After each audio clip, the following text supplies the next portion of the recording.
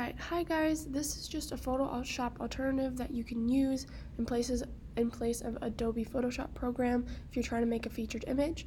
It's called Photopea. All you have to do is look it up in any type of browser. I'm using Google right now, and just click on it, and this will pull up. This is a browser screen. All you have to do is scroll down a little bit.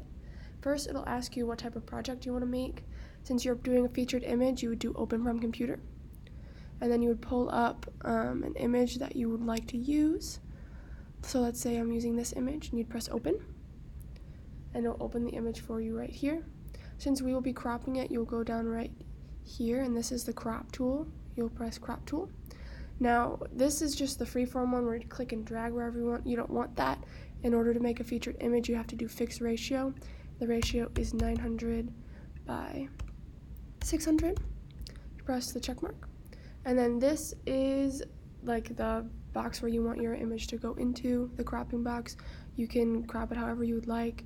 You can do it tighter, you can do it bigger, depending on what you want in your image. Then you just press the check mark. Then it will crop it down to whatever size you have.